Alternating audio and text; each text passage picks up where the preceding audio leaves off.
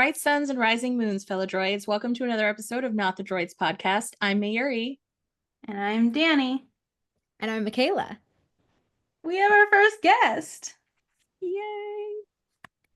I'm So we have a guest today because it's a special episode. Danny, can you explain why? So what we've decided to do after each show we watch, we just want to do a wrap-up episode. And so we are wrapping up The Acolyte because I keep believing that we're just going to get a special announcement that we're going to get another season. And it doesn't help because they release Star Wars Celebration tickets, like the images and all the artwork.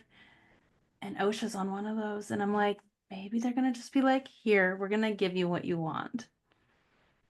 It's like, big surprise, guys. I know it's just probably actually like timing with artwork and all, but I can still dream, right? Yeah, you never know. Crumbs of hope. I feel like so I watched it for the first time. It was so good that I feel like in a few years, they might revisit it. They might be like, actually, we know what we said then and that we weren't going to do a season 2, but like there's demand there and we're interested in furthering that story. And so we're just going to resuscitate it. Manny Jacinto is going to look the same age forever. So I wonder if they'll take some of the characters and put them into other Star Wars projects. That's what I was hoping for. At least like a book or something. You know what I mean? Like a spin-off book. I feel like I heard that there is a book with OSHA coming out. Oh, is there? I might be Oh, making that up. amazing. I feel like I saw something about that. Before we dive in, Mikaila, why don't you introduce yourself and tell us who you are and where we can find you on your socials? I am Magic by Mikaila on Instagram, TikTok, and YouTube, and I make fandom content and like skits and discussion. So I do Star Wars, but I also do like other franchises like Harry Potter and Twilight and Percy Jackson. So all the good nostalgic stuff that we love. The good ones. And we have another season of Percy Jackson coming out. I'm so excited. So excited. I won't derail this Star Wars conversation with Percy Jackson, but I am so Okay. excited. We'll have you on the other podcast and you and I will geek out over Percy Jackson. Please. Okay, so there is an Acolyte book on pre-order. Okay, so I did see this correctly. On May 6th, the Acolyte Wayseeker will be released. Let's see. Decades before Star Wars The Acolyte, Vernestra Rao just must rediscover her place within the Jedi Order. And that's all the description we really have. Has spent years exploring the Outer Rim as a Wayseeker, answering to no authority but the Force itself. When the Jedi Council orders her to return to Coruscant, Vernestra ignores the summons, feeling that her priority is the being she's already serving. So the Council dispatches Jedi Knight Endara to track down Vernestra to deliver the urgent message that a Republic senator has formally requested Jedi assistance. So we are getting a book. So this one seems like it's pre-Acolyte, but it may mean we might be getting some more. And also, because of which character it is, we know there's some history with her character. Yeah. I was just like, I wonder if that's gonna like build up to, because like our be all end all theory, like mine is that Kymir was her Padawan. Mm-hmm. That was my theory, like why she knows him and he's so angry with the Jedi, maybe. And so I wonder if this will like back itself into that story as to how they know each other and why she thinks he's dead. That would be really cool. I'm actually because at first when you said it takes place before the Acolyte, I was like, oh, like I want to know what happens. Like I want to know what happens after the Acolyte. Like I want a continuation. But I'm actually glad that this book is taking place before because I feel like that leaves the door open for the continuation to be like in show form or in movie form. Instead, like if it was a book continuation, then I'd be like, okay, they're not continuing anything like in live action. But yeah. Well, and the thing is, like, with how season 1 ended, I felt like at some point we were gonna get like a flashback of her story, and maybe this is just the start of it. So this is the only book out that's coming out so far, so it's already available for pre-order. So I'm curious to see where that leads. So I just started down the path of Star Wars books. So I just started the High Republic series. Ooh, exciting. Do you like it?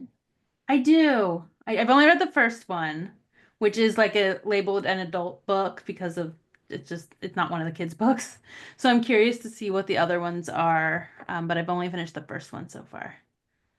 My laptop right now is stacked on three Star Wars books. One of them, I think, is the first High Republic book. What? Who's your favorite character from the entire series? Of the Acolyte. Yeah. That is And so why is it hard. Pip? I mean, it's hard because Manny Jacinto is like so beautiful. So like he gets points for that, but I really liked the dynamic between the twins. Like I found that to be a really compelling storyline. So I don't know, just their just their story and their relationship to each other. I feel like that was for me one of my favorite parts. So like they're definitely up there. But like I think okay, I just talked myself into figuring out who it was. I think if I had to pick, it would be Soul, just because I really liked his performance as an actor and I really liked seeing he was written his flaws were written very well and he just felt like a very realistic, well-rounded character. So, I'm gonna go with Soul. Mary, who's your favorite character? I asked the question, and as you were answering it, I was like, oh gosh, please don't ask me who my favorite character is. I I honestly, I think it was I had the master, like Chimere, like the Chimere version of him, before we knew that he was the master, where he was just like silly, like whatever. And that's why I don't like I went back and forth because like I saw some spoilers. So like I went into this being like, Manny is the master, but I don't understand this character, so maybe he's not the master. And then I was like, but he is the master. It's like And then every I other went back episode she was and I was like, deciding if he was or was he's not. not. And then it finally decided it for me because I saw the master sleeveless and I was like, I know those arms. I know those arms. But I just think I really love him as an actor, and I like how I kind of expected his character to be serious and all of this stuff, and he was just kind of like a loosey goosey serious towards the end, but even in the beginning, he was just funny. I don't know. Basil. I knew you were I going to say I that. I need an entire series about the adventures of Basil searching for things for the Jedi. Also, like, he doesn't care about staying within like sight. He just No, goes. he does his thing. He tracks. He stomps on people's feet. Like he figures things out. Basil was just my favorite. He was just like a good little comedic relief through the whole series. Well, like the whole back half, because every time you're just like, this is so serious. And then you see him like Yeah. scuttling along, and you're like, what are you doing here? I really in this series Soul annoyed me. Mostly because he had a lot of red flags. Not like in a bad way, but I'm just like, there's something up with you. Like, but there's no character where would be like, oh, I really can't stand that character. Because sometimes, there's that character and you're just like, oh, they're on the screen. Just go already. That's Kylo Ren for me. Yeah, I'm Stop. sorry. I can't. Like, even now when I watch a movie that has Adam Driver in it, I have to like remind myself that like I'm like, okay, that's not Kylo, because otherwise I'll be like, I don't want to even see him on the screen. Mayuri's thing is that she is all for our morally gray characters. I love Kylo Ren. That's fair. I'm Um, sorry. That's valid. I just I have get it. It's funny because Danny wants to do like the your lore like content on our Instagram page, and I literally sent her a picture of Kylo Ren with his hand out saying, I want you to join me. And I was like, that's how Mayuri found Star Wars. Well, so like I've known about Star Wars for a long time. Like I was in high school when 1, 2, and 3 came out.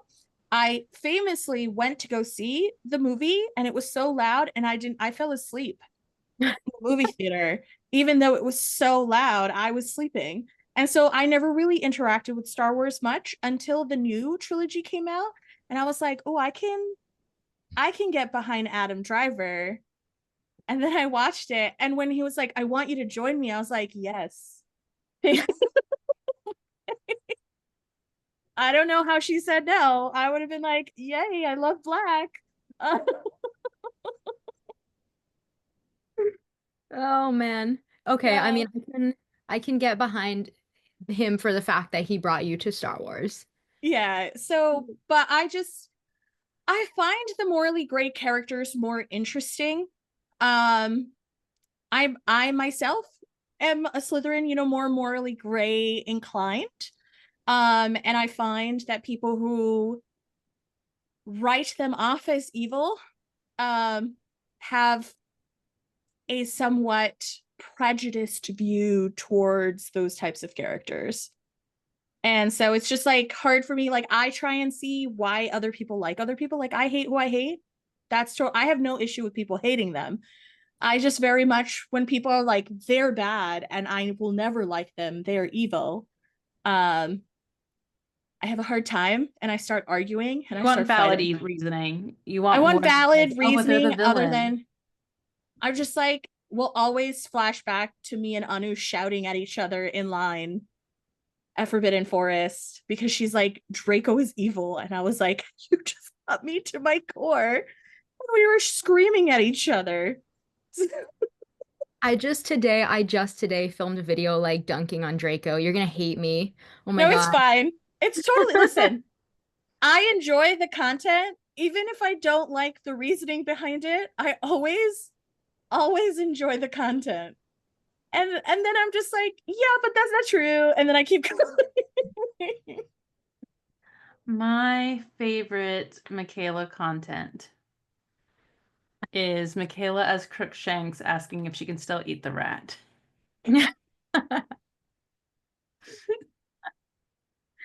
That was kind of I had a moment where I'm like dressed up in the full Crookshanks fit, like filming it, and I'm like, what, how did I get to this point in my life? Like, what am I doing with my life? Why am I dressed up as a fictional cat, like filming a video in my bedroom? Um, Amazing. Like, what did I go to You're doing great. Honestly, I watch all of them and I was like, this is so clever. How does one think of these things? By having Because, no life? That's how. That's the secret. well, because like we started this podcast and Danny's like, we need content. And I was like, I have a new respect for people who do this all the time. Like, how do you think of the ideas and then follow through with it in costume and editing? I think the editing is the worst for me, but no. And you get friends that are willing to film you and doing crazy things. I had Yeah. someone lay down in the middle of Galaxy's Edge for me to get a Those photo. are true friends. Ride or die True friends right there. friends. Yeah. True friends lay on the ground in the middle of Galaxy's Edge for you. Okay, I know we're talking about the Acolyte, but like the thing with the thing with Kylo Ren is that I actually wanted him to be more evil. I liked him in the first movie, like when he was very, very like I didn't like it when Han died, but I just liked how they kind of went through that story in the first movie. Like, is he going to turn back to good? Is he going to turn evil? And then he like killed Han, and I'm like, oh, he fully embraced the dark side. Like, this is going to be an interesting story. Yeah. And I feel like the next two movies were so wishy-washy with him. Like, oh, is he Yeah. good? Is he bad? Like, no, we already saw it in the first one. He like Like, he he cut we off his went through dad. that. Like, let him be evil. Which is why I feel like I really liked in the Acolyte how they kind of hi- like his character was like full, I mean, not like fully evil, but he wasn't given as much of like this, oh, is he gonna be good? He's gonna be bad. Like he was like, no, he was You evil. knew what side he was on and he believed his Yeah. beliefs. Like there He was no wavering. No, I do like that about him. Like he is fully in it, right? Like he wants an acolyte, he wants to teach. He's got his like creepy grandpa still in the cave, like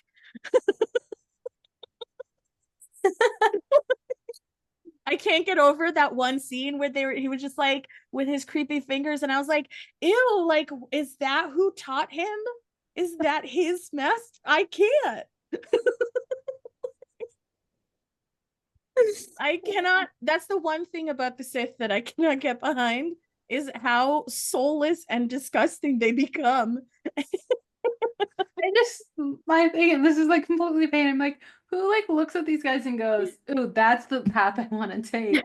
I want to end up with the creepy hands and No, the it's because they start out looking like Manny, and you're yeah." just, Manny and Adam, and you're like, you know what? Yes, I understand. And I am angry too. But that's why I was just saying I am sometimes a dark romance girly. And at some point in this show, I was like, guys, I am rooting for the master and Osha for a love story to become. Uh, in that last scene, they were holding hands staring at a sunset. I just have to say, and teacher student is a very big trope. I Danny really want hates to know. that. I really want to know where May's story goes.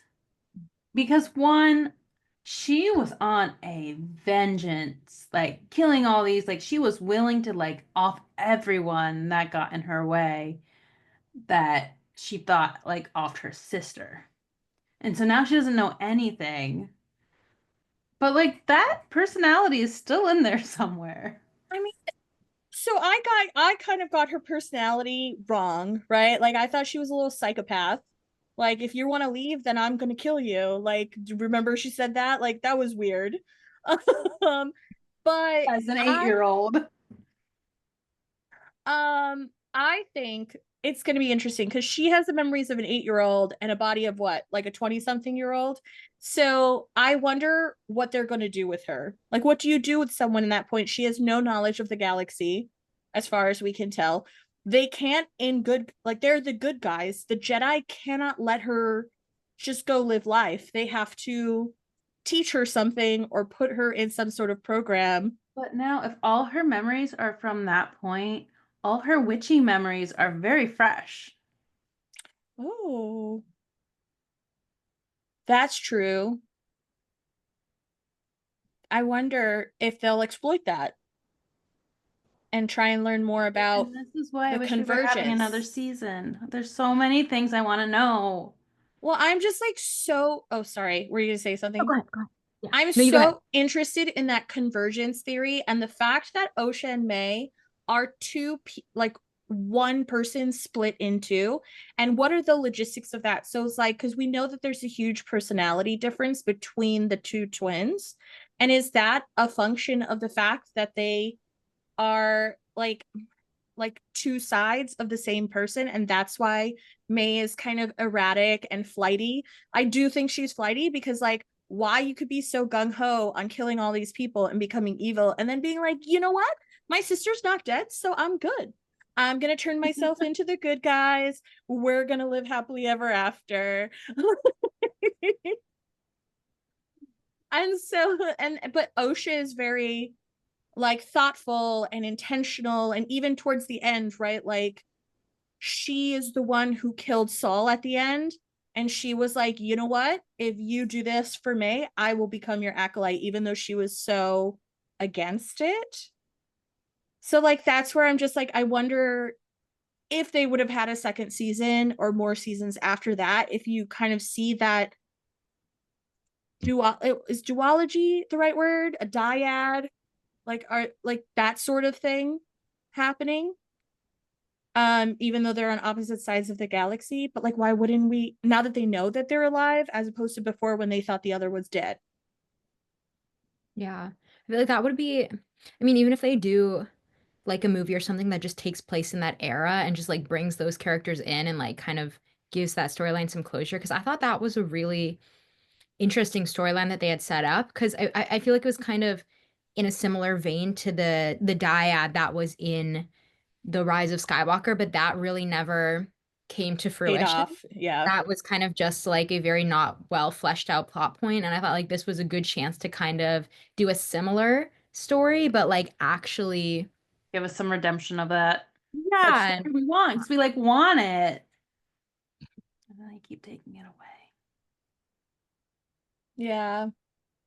I Googled some information about it because I was just like, why did they? Because also with like the fiscal year ended, so all of their records are more public. And so that's where I saw articles where they were like, oh, it's so expensive for not enough payout. And they're like, it's not because of the fan reaction to the diverse cast. And I was just like, but isn't that part of it? Like it didn't perform as well as you were hoping because of fan reaction, and that's why you labeled it as too expensive for what we got. yeah. I mean, I think definitely the fan reaction put a lot of people who would have watched off from watching because I saw a lot of people say like, "Oh, I heard the show was bad. I heard it was bad," and they never actually watched it. So I think like when they say no, it was just like no one watched. It wasn't like how it wasn't the review bombing or this and that, but it's like that contributes to people not watching. But I Yeah. also think that Disney right now in general is moving away from streaming shows because I don't know if you just heard, they just canceled the Tiana show that they had in the No. works. They changed the Moana show into a movie. So I think they're in general they're moving away from doing shows, and I think The Acolyte was probably on the chopping block because they're trying to do less shows now. Well, I feel like they don't have that many shows after Andor. There's going to be what, Ahsoka, and that's it. There's nothing else announced yet, which hopefully will change. But Yeah, we have a young month until Jedi. Star Wars Celebration. I'm believing for some things. Yeah, no, I just like wonder if they're looking at the financials and they're like, people are going to the movie theaters again. And they make more money that way, right? So I also just found out that Disney Plus has ads. I don't know why I didn't know that. Because like I've always been on the Hulu no ads tier, so it just I guess translated across. And I was at my friend's babysitting her daughter watching Frozen, and every 15 minutes there was an ad. And I was like, oh no, what is this? Yeah. So right now on the big stages for Star Wars Celebration, they're covering The Mandalorian and Grogu, which we know is the movie that's out, Andor, Ahsoka, and then Star Wars Visions Volume 3, which kind of surprised some people when that is like one of the main stage panels. I didn't get the impression that that show was that popular. I think that's What why everyone was surprised that it is on the main stage. It's on Sunday, which tends to be a slower con day, but it is on main stage. what is that? Visions? That's a cartoon. I'm exploring a lot of the Star Wars universe for the first time on the pod. So, I love that. That is so exciting. It's Um, been fun to like have someone with like fresh eyes to things that like I've seen a bunch. and it's yeah. always fun to hear people's reactions for the first time. Watching Skeleton Crew together was fun. Yes. I have my in progress KB cosplay in a pile on the floor over there. We need to hang out. I have a Neil bound Deal. happening over here. Oh my God. We need to wear them together to Galaxy's Edge sometime. Yes. We'll show up at the next D23. Yeah, next year. I Next I year. feel like committed. Skeleton Crew. I want a second season of Skeleton Crew, but I feel like they're probably not going to give us a second season. And I mean, and that was nice because they did kind of like it didn't end on a cliffhanger like Acolyte. Yeah. So if they don't have a second season, at least the story felt complete. But like, I it think we was- should get a second season. And the thing about Skeleton Crew is that not that all Star Wars isn't family friendly, but it really could engage so A many different younger. generations in one show. Because like kids aren't gonna want to watch Boba Fett.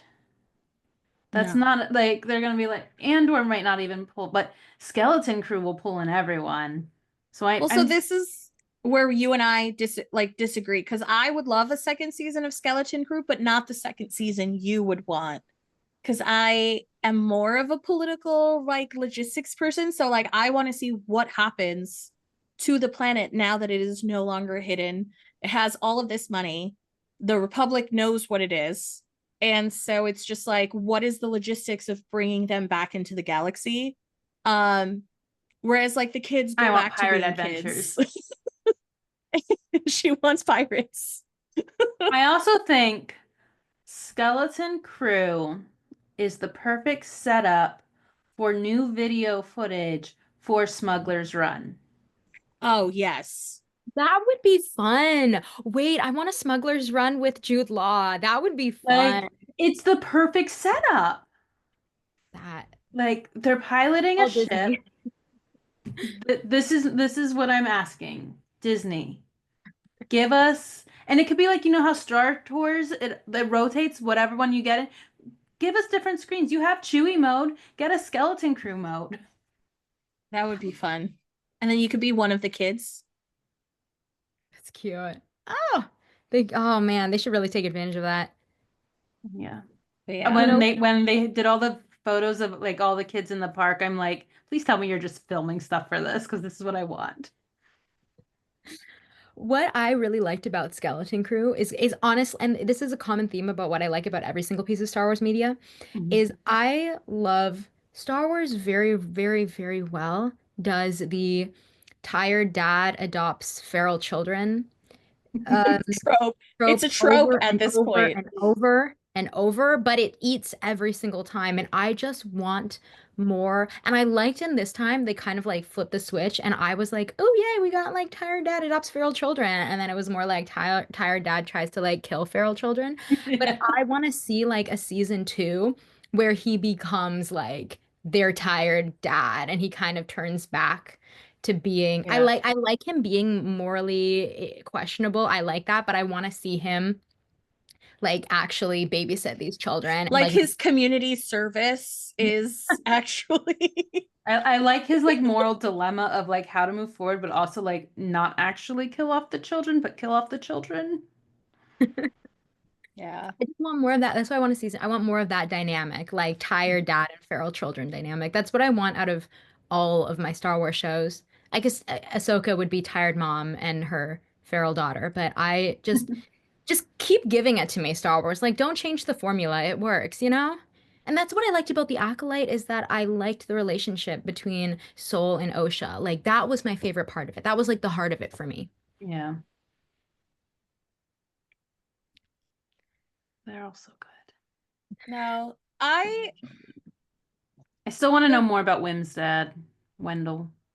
Mm. Wendell, He had some poor sweet moments. Wendell. I'm just like, I need more. He works in IT Because he's like and it legit tired dad without with a feral child who is then passed off to a like he's introverted tired dad. so I have a question about the Osha Saul relationship. Is have we seen like masters take on Padawans that way where it's just like they feel like that is the person that they're connected to? Because like that's like Soul is like connect feels connected to Osha when he finds her as a child, and he's just like, I feel like she is my Padawan, where at that point he's never had a Padawan because he is not, I don't know, patient enough to teach the correct way of being a Jedi.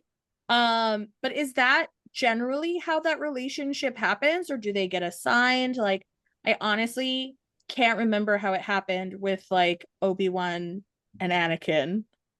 Well, I feel like I mean, I guess Qui-Gon picked him up because he thought he was the chosen one, but I do feel like Qui-Gon it was kind of similar to when Qui-Gon just picked up this Yeah. feral child in the desert and was like, "Hey, let's take And this one." Obi-Wan took him to honor Qui-Gon. But Ahsoka was assigned to Anakin because they're like, we need to rein Anakin in. We're gonna give him Anakin's our feral child, so we're gonna give him an even more feral child in the hopes that he stops being so Yeah. feral. So The Google that was an says assign. Padawans are typically chosen by a Jedi Knight or Master who personally selects a youngling from the Temple, often based on their connection to the Force and demonstrated skills, sometimes through tournament or competition where they can showcase their abilities. However, in certain situations, the Jedi Council may assign a Padawan to a knight depending on the needs of the order. So, Okay. and I feel like if they're picking them, they might have a feeling about one, or they just want the most powerful one. I enjoy the idea of a tournament. It's like tournaments of old. It ties back to Young Jedi because they're constantly doing this obstacle course. And I'm like, guys, why aren't you getting any better at this obstacle course that you're doing? And I wonder if they're training so that they can like impress the masters one day and get chosen as a Padawan. Mikaila, have you watched The Young Jedi? I haven't. It's the toddler show.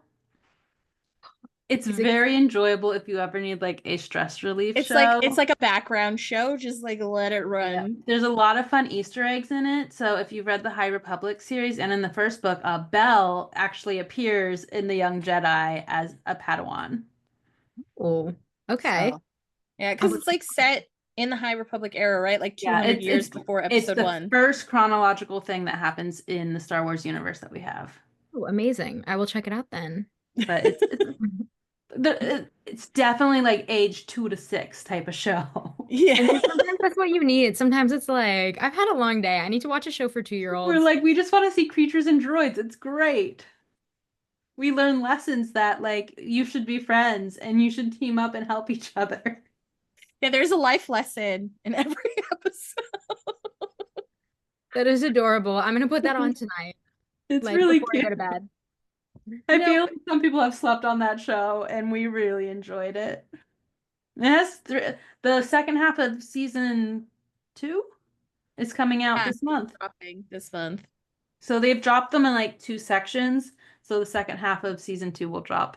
And there are indeed pirates in Young Jedi. My favorite character is a pirate.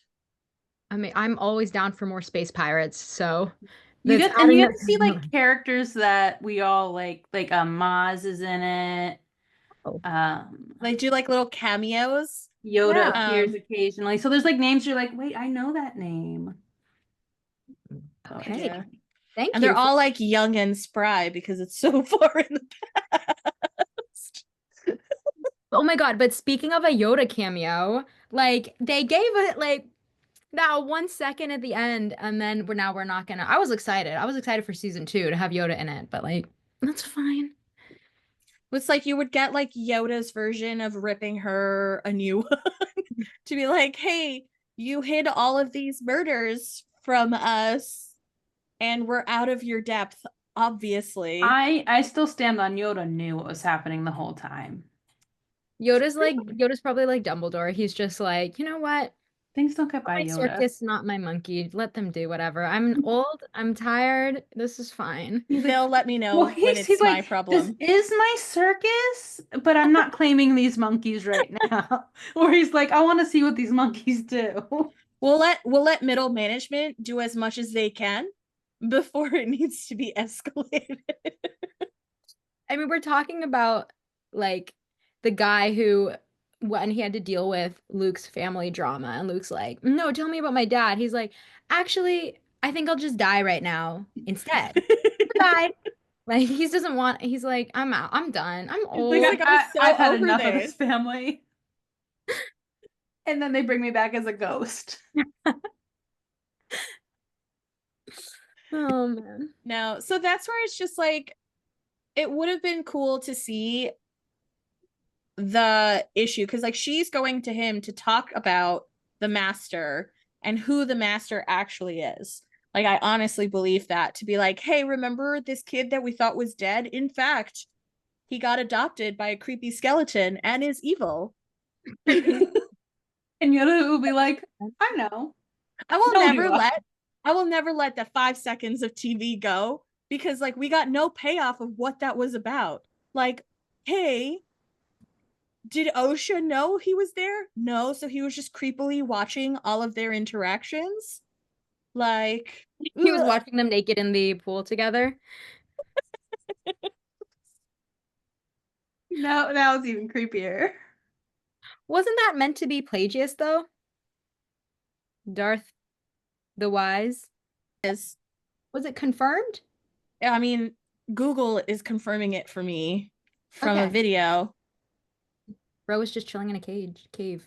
I literally typed in who is the creepy guy in the Acolyte? And the first thing it came up with was the creepy guy in the Acolyte is Chimere. And I was like, that is categorically false. He is not creepy.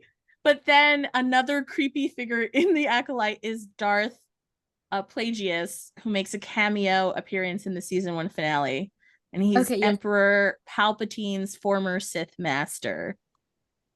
I just read an interview where the showrunner confirmed that that was so. Okay. Yeah. We'll accept the showrunner over Google. Yeah, listen, it says it at the bottom here. The showrunner confirmed the figure was. As long as it says that, because sometimes you know that the AI gets a little creepy sometimes. Yes, it is false. Even man, like Chimere is not creepy. He's not the creepy guy on the Acolyte. I don't understand. Speaking of AI, is this a safe place to admit that sometimes I tell ChatGPT to talk to me like it's my Jedi Master? I'm like, answer this question, but pretend you're my Jedi Master. Wait, but does it really? It does. Yeah, it's pretty good at it. See, now you'll know what we're doing an hour from now. I got bored at work the other day and tried to figure out if I could have a full conversation with ChatGPT. And so I did. I did indeed have a whole conversation about nothing. I was just asking it questions and was like, please be my friend and converse with me. I'm bored. I'll do like when I need motivation, I'll be like, "Hey, motivate me to like clean my room, but pretend you're my Jedi Master." And then it'll be like, "Ah, my young Padawan." It's actually extremely motivating. I'm not gonna lie. I'm gonna have to Yeah. look into that. I kind of like I that. I was talking to someone. I mean Star Wars is the gift that keeps on giving. So it's funny because like after I watched the new three, like the trilogy, I was like, love this, love Star Wars. My mom bought the crystal figurines. She doesn't care about Star Wars at all. So I display them. And you can't see it, but I went to Galaxy's Edge and I did both the droid depot. I went by myself because my sister and her daughter didn't care. So I was like, you guys go to the pool and I'm going to go to Galaxy's Edge for the rest of the day. And I did the lightsaber Sabine's workshop. And someone was just like, oh, like you're always in a great mood. Like, do you ever feel sad? I was like, do you know what you should do if you ever feel sad? You should have a lightsaber battle by yourself in your apartment because it is physically impossible to not enjoy yourself while you're doing that. Extreme. Who needs therapy when you can I have know. lightsabers instead? I'm sure my neighbors think I'm a lunatic because the next house over is legitimately, if I hung out my window, I could touch it. So, and I have no curtains and they have no curtains. And so, Wait, It's you fine. know what my version of that is not a lightsaber battle, but I make sure that I have a lot of little toys that make noise. I'm going to show you. And then you just press the buttons and then it's like an instant boost of dopamine, serotonin, whatever. Like it just like, oh, you're feeling oh, sad? don't you have one? Lola's over there on my droid shelf. This is my droid shelves right here. They're all the Lego droids and other droids. Also got Rex. Oh, I don't have Rex. Mm. I need Rex.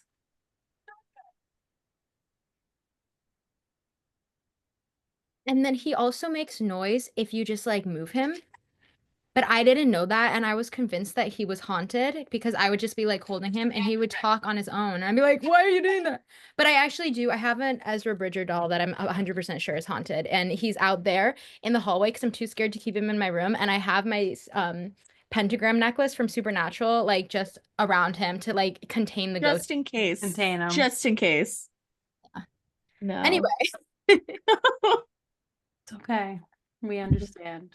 Well, I got him from a vintage shop, so I think it's very like likely that there's a ghost inside of Ezra. I That's don't likely. know what to do with it now. And you know what's even scarier about him is that his lightsaber is like was gone, so whoever owned him before just like put a giant metal stick in his hand instead, so it looks like he's gonna bludgeon me to death. Maybe you should get some sage for him to carry around instead. Yeah. Yeah. I am realizing the time period. Is there anything that we know, or is it just the books that's the time period between the Acolyte and episode 1? Or I guess what is the next in the timeline after the Acolyte? Good question. We should know this because we have a whole document. I feel like it's the let me confirm before I Well, we're supposed to be going into Clone Wars, right? Yeah, If so it's Andor Clone wasn't coming Wars out. stuff. Yeah. A Okay, because I 100 was gonna years say, before the Phantom Menace, is the Acolyte. So you're right. approximately. Because we added Andor, but the Clone Wars and no, because the Clone Wars is after the movies. Because the Order is the Acolyte.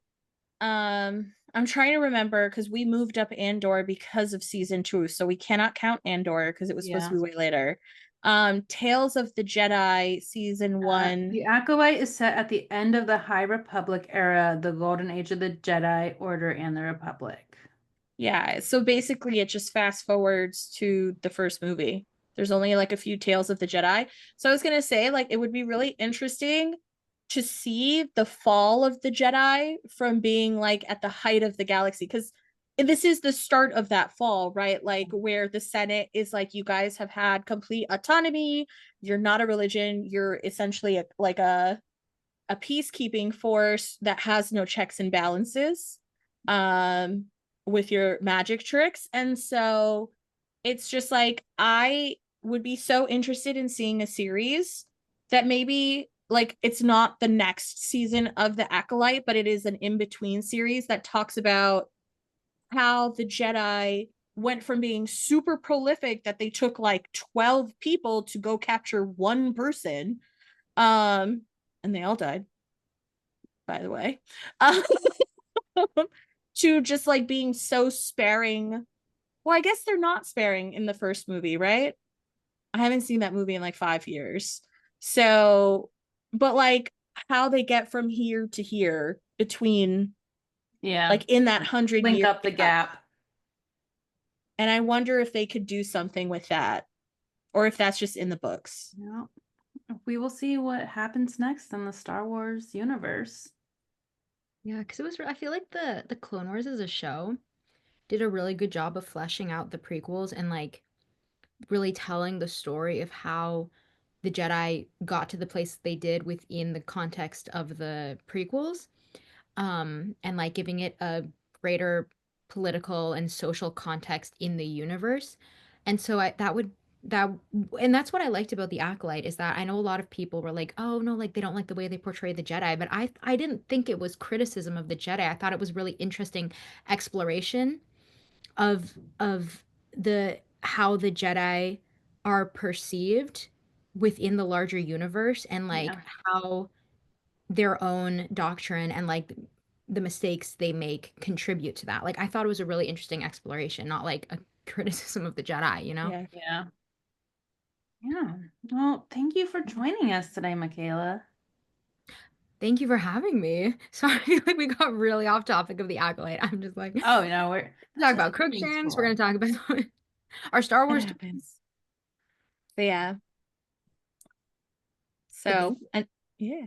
Until next time, we're not the droids you're looking for. but we're the droids you're gonna get.